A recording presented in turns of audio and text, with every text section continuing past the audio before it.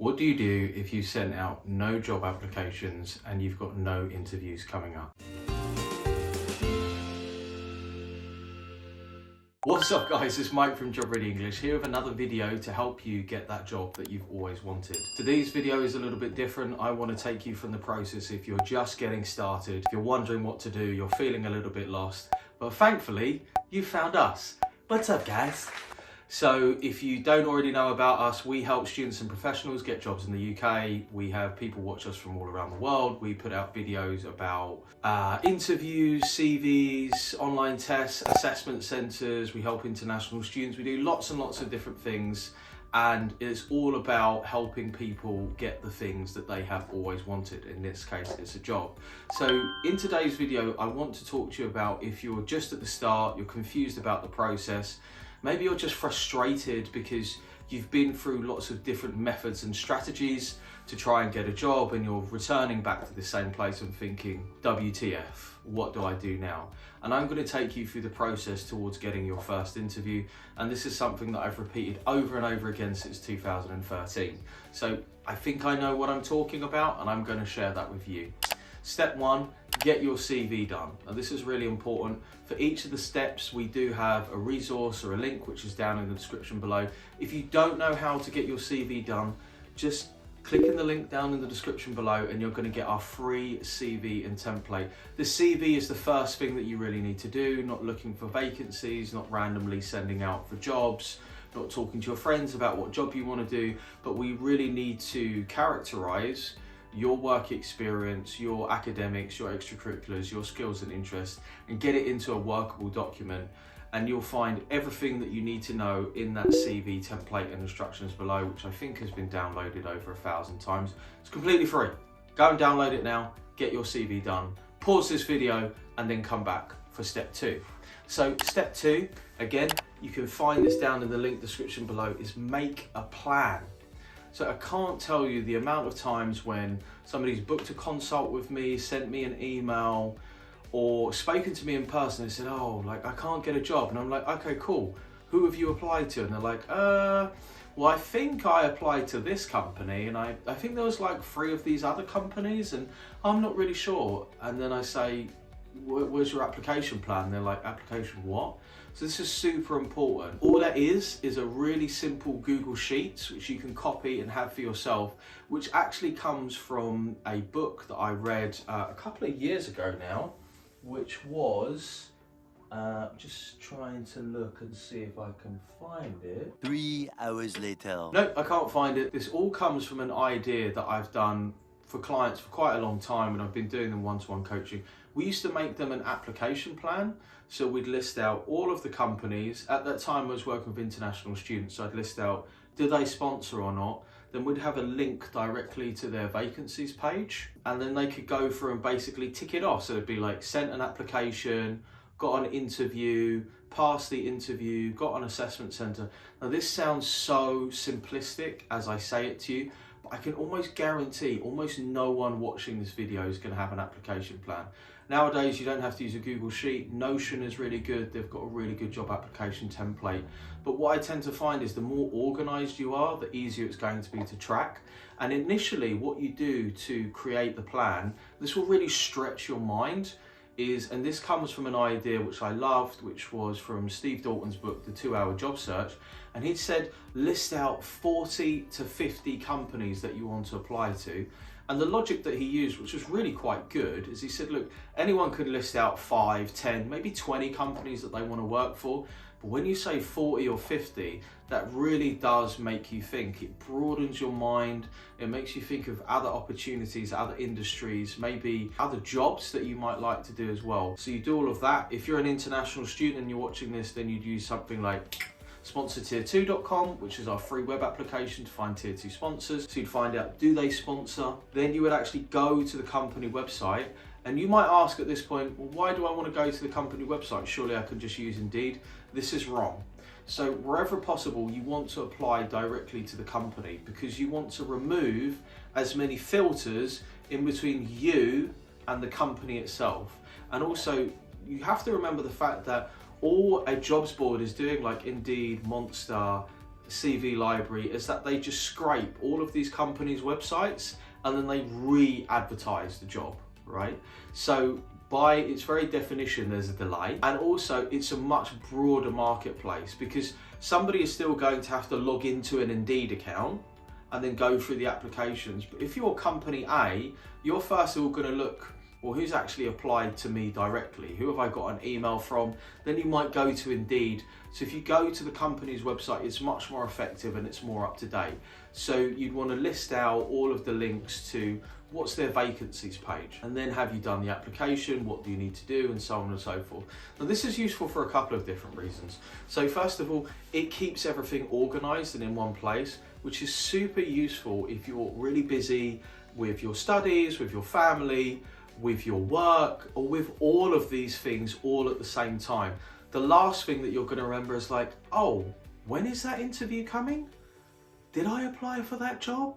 It's just going to leave you straight away. Like the famous Peter Drucker said, what doesn't get measured doesn't get managed. And I would say what doesn't get recorded gets completely forgotten. I know that that's true for me. If I don't write stuff down, I'm not the greatest at it, but I am getting better.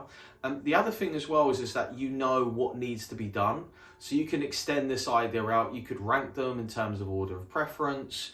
You could know if you're rejected for a job, you could know when's the cool down period over. You could also keep up to date with where you are in the applications. For example, if you haven't heard back from an application for a week, I chase it up. I try and find an email. I'd be like, hey Steve, I applied to this job a week ago. Can you let me know what's going on?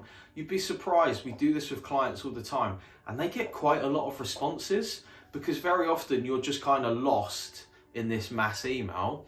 And then you send over an email and, you know, Barbara goes, oh, hey Steve, yeah, just to let you know this is what's going on. And also it makes it really easy for you to lock in to what you need to do when you go back to the apportioned amount of time during the week that you're applying for jobs. And of course, you've already got your CV done. So now after step 2, which you can download in the description below, that handy Google Sheet, you should be able to have a reference document that you can go straight to and be like, oh, okay, cool. I know that today I really want to apply for PwC. I'm going to go to the vacancy. I'm going to find the job role that I want and I'm going to apply for it and do it straight away. Because the thing is, when you're busy, what you want to be able to do is just cut down the time that you need to take as quickly as possible, and also to be able to get to the task at hand really quickly, because if that's not organized, you're really going to struggle, and then you look at your phone, check your email, before you know it, it's an hour later. So that's step 2. Step 3 is online tests. Now, we use the same online test provider. We use Job Test Prep. There is an affiliate link down in the description below. So full disclosure, we do get a portion of the fee, but if you enter in code JOBREADY, then you get £10 off whatever you order. Now, the next question on your mind is like, why would I pay for an online test provider when I can just get it for free? So there's a couple of reasons for this. First of all, free tests are crap. That's kind of a really simple summation. Secondly, they're never complete, so you're always trying to find more questions. And third, you waste an umpteen amount of time trying to find enough tests for you to do. Bearing in mind, you're the person watching this video who already doesn't have enough time. So better to pay 30, 40, 50 pounds so you always have a test provider that you can go back to. Now, why are you practicing online tests now? Surely you want to start practicing when you're being invited to test. Well, there's a simple reason.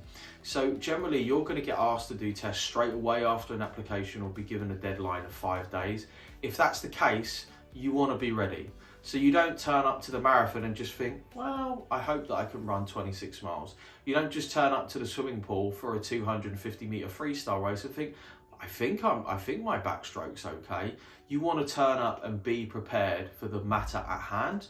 And this is exactly the case when it comes to online tests. Now, generally, this is kind of a rule of thumb for most of the times top 100 companies. We tend to concentrate on numerical, logical, and situational judgment tests. Why not verbal tests, you ask? Well, there's a simple reason. They don't get used a lot. Possibly in law, possibly for some companies. Do your research before, but I find numerical, logical, and to a certain degree, situational judgment tests come up the most. And in terms of different test providers, more than likely you're going to be doing a test from SHL or Connexa. SHL is by far the most popular type of online tests. So if you're kind of thinking, well, can I buy a pack of tests? Then like SHL or Connexa tests tend to be really good. And you want to be practicing those on a regular basis. If you can, one test a day. It doesn't sound like very much, but it is, because online tests are quite long, they're quite boring. And also review whatever answers you get wrong. Make sure that you go back and review and figure out why you got that wrong and understand the logic behind that. Very often what I'll see people do is they'll just take tests and go, I got a 6, that was fine. But if you went back and reviewed why you got those 4 wrong, it's going to be a much quicker cycle of improvement for you to take on board. And it might be an added 15-20 minutes and you think, oh my God, I'm bored, I hate online tests. Here's a tip: no one likes online tests, right? But it's just a systematic process that you have to go through. It's a rule of the game that you must adhere to. So therefore, do it well, suffer well when you go through with online tests. 1 a day is enough because you can do more. You definitely don't want to cram. If there's a quick way to feeling suicidal, it's trying to do 4 hours of online tests multiple days in a row, you're pretty much going to feel like you want to jump out of a window. But the key to all of this for any stage of the job hunting process is doing it little and often. And if you can, to diarise, to schedule it, to just find those minutes of time where you can, if possible, put your phone down, remove distractions, even if it's just 5 minutes, 10 minutes, 15 minutes, but just make sure it is your single area of focus. For example, when I make videos, I try to remove all distractions. I set myself a target and then I sit there and grind, I mean very happily shoot all of the videos that I have to do for the day. So make sure you practice your online tests. If you're looking for a test provider that we love and that we've used for a number of years, check out the link in the description below under Step 3 for job test prep. Step 4 is that you want to be looking for regular vacancies. Now this is something that we've spoken about often enough. We've actually got a method for doing this. So for our premium clients who pay for our unlimited coaching program, this is a service that we do for them. Just to give you an idea, every week just for graduate vacancies, we probably sift and sort 700 to 1,000 vacancies. It's ridiculous, right? If you go and type in graduate job into Indeed, the chances are you're going to find well over 1,000 jobs just in the last week for recency. If you're setting a recency of longer than that, then it just gets insane, and that can be super overwhelming. Now, what you really want to do with Indeed is you want to make sure that first of all, Indeed is a really great search tool. We don't use it to apply for jobs, but we use it to sift and sort jobs. So you want to be applying for jobs that are no more than 7 days old. You want to be applying for jobs which are relevant to specifically what you're doing. You don't want to be applying through a recruitment consultant, and you want to make sure it's in a reasonable salary range for you. Like if you find a graduate position, it's for 50 grand a year when you know realistically it's for 30 grand a year. Now you might not get the same level of refinement that we use when we do complex logic statements or very specific keywords that we're searching for, but this is going to massively decrease the number of jobs that are coming onto your radar. Bearing in mind you're already applying through that application list that you had, and also you're going to be wanting to be applying for these jobs which are coming up. If you want to know a little bit more about this, we've created a really handy little handout, and you can find it into Step 4, which is unconventional job search. And you always want to be looking for more vacancies, because the more recent the vacancy, the more likely they're going to hire you, because an employer doesn't sit there unless they're enormous and go, well, I guess we're going to need someone in 6 months' time. Let's put out a job vacancy. Most companies are going to say, like, we're super busy, we need to get someone right now, go and find me somebody, to their HR team or their talent sourcing, whoever that may be. So the chances are there already is that need. So you can be mixing in your kind of dream list of companies, those 40 or 50 companies. And also you can be making sure that you're going through the regular vacancies. The other cool thing that we love about Indeed is you can just pop your email in. Once you set your search, you can pop your email in. You always want to be refining and tweaking that search to make it as narrow as possible, because again, you lack time. So the last thing that you want are 10 vacancies that you can apply for when realistically maybe 3 of them are good and you only have the time to apply for 2 of those vacancies. So as much as you can tweak and refine that searching process, the better that it's going to be for you. So that's something you'll kind of want to rinse and repeat over and over again. And something that I would say about applications is try and set some kind of goal. That could be 1 application a week. It could be 5 applications a week. Anyone who's sitting there going, well, I apply for 50 jobs a week, the chances is that they are not quality applications. They are quantity applications. And I would say to you, are you getting the results which you require? Now, for our premium clients, they tend to apply for, I'd say, between 20 and 50 jobs, but we've got a really high hit rate for getting online tests, getting interviews, getting assessment centres and getting offers. Why? What makes us different in the way that we approach it? We approach it in the view of a quality application, not a quantity application. So making sure that if you've got a cover letter that needs to get written, it's a really good cover letter. I'll put the cover letter cheat sheet down under step 4 in the description below. So all of these different things kind of come together and make sure that though you might send out 2 applications a week, they're really good, they're really competitive. And you might say, well, does anyone read it? Is there any point? Well, I've stuck to the same strategy for 9 years and it's been really quite successful. And the longer you do this process of concentrating on quality applications, the easier that it's going to be for you. So just bearing in mind, the amount of time may shorten. If, say, initially, I know for many of you, cover letters are a big sticking point, and you're like, holy crap, this takes me over an hour to write a cover letter, or a day. It does get shorter. So what we tend to find with clients over a period of weeks and months is they'll sit there and knock a cover letter out in 15 minutes. Like, it's very quick for them. They understand the process, and also they know that they're getting those results. So finally, on to step 5. How can you get ready for your interviews? So I'm going to ruthlessly plug our interview success secrets kit, or our interview success secrets method. It's got over 10 hours of videos, 80 plus sample answers, cheat sheets, worksheets, everything that I've learned since I've been coaching students since 2013.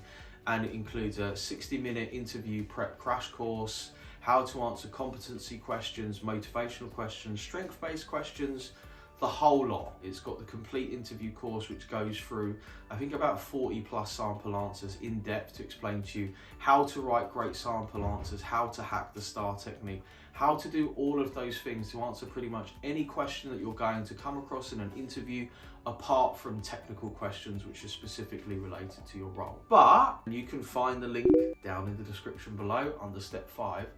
But if you don't know what to do, then you can download the 28 most common interview questions. That's a really good place for you to start. We'll also put a link down in the description, and that will come as part of those emails for the 28 most common interview questions answered, which is our new ebook, which currently is on pre-release, but probably if you're watching this video after May 2022, then it will have already been released, and that's just $6.99.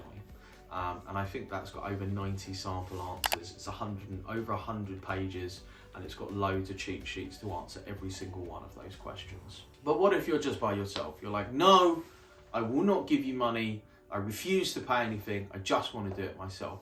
Well, there's a couple of things to think about here when getting ready for interviews. First of all, you want to be getting ready for interviews as soon as you can, right?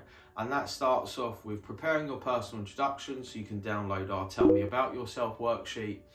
The personal introduction really forms the basis of everything else that you're going to do. If you can't sell yourself, then you can't sell anything else. If you can't describe yourself or talk about yourself in a confident manner, then you're going to find everything else that you're talking about to be really quite difficult. So what I would suggest is start there, then you can start to move through the Tell Me About Yourself worksheet.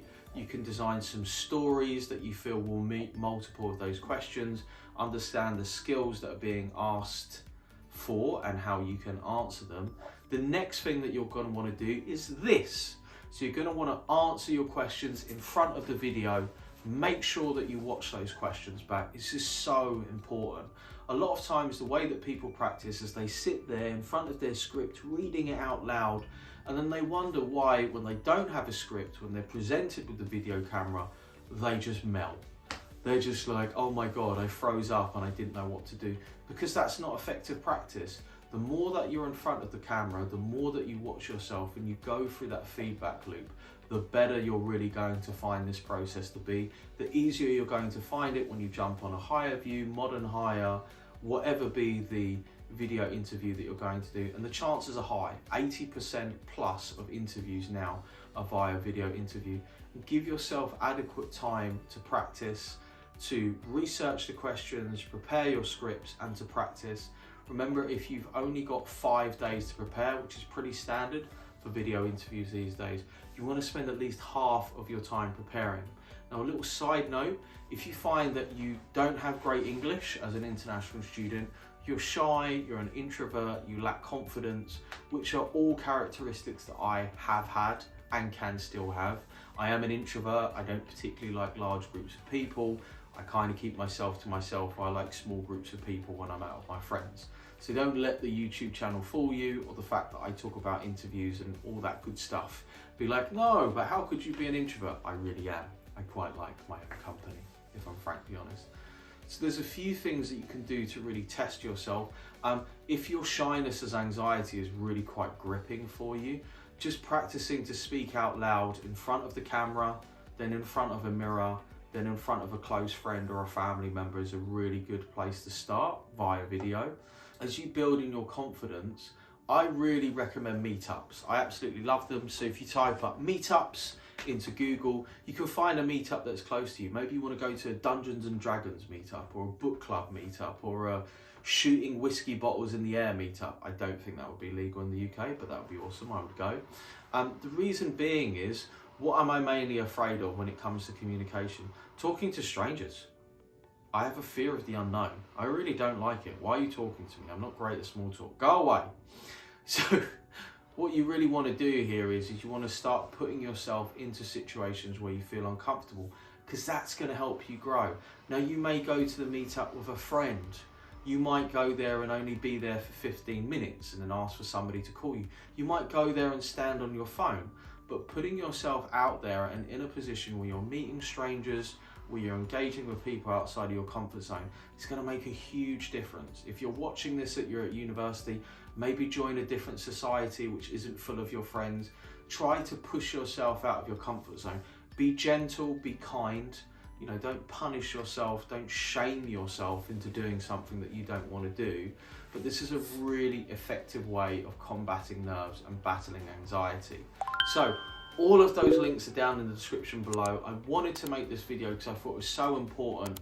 We sent it on an email out to our list and we got a massive response, and I realized it's so important, if you just don't know what you're doing, to kind of think, how would I get started finding a job? See you in the next video. Good luck.